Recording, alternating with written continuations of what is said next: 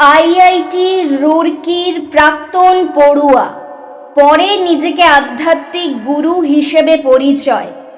উত্তরপ্রদেশের গোবর্ধনের এক আশ্রম থেকে গ্রেপ্তার হল তথাকথিত আইআইটি বাবা।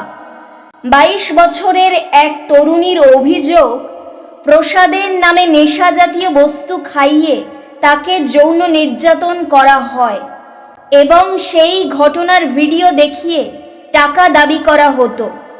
আশ্রমে পুলিশি অভিযানে উদ্ধার হয়েছে 2 মহিলা ও 1 নাবালিকা। উত্তরপ্রদেশের মথুরা জেলার গোবর্ধন এলাকায় এক তথাকথিত আধ্যাত্মিক গুরুকে ঘিরে উঠে এলো চাঞ্চল্যকর অভিযোগ। গ্রেপ্তার হওয়া ওই ব্যক্তির নাম অভিষেক মিশ্র, বয়স 29 বছর। তিনি ইন্ডিয়ান ইনস্টিটিউট অব টেকনোলজি রুরকির প্রাক্তন পড়ুয়া বলে পুলিশ সূত্রে জানা গিয়েছে। কর্পোরেট চাকরি ছেড়ে তিনি নিজেকে আইআইটি বাবা নামে পরিচয় দিতে শুরু করেন।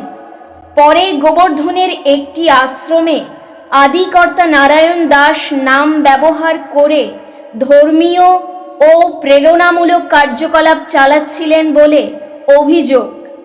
সেই আশ্রম থেকেই তাকে গ্রেপ্তার করেছে পুলিশ ইতিমধ্যে ধর্ষণ, ভয় দেখিয়ে টাকা আদায় এবং অপরাধমূলক ভীতি প্রদর্শনের একাধিক ধারায় মামলা করেছে। উদ্ধার হওয়া বৈদ্যুতিন তথ্যের ফরেনসিক পরীক্ষা করা হবে বলে প্রশাসন জানিয়েছে।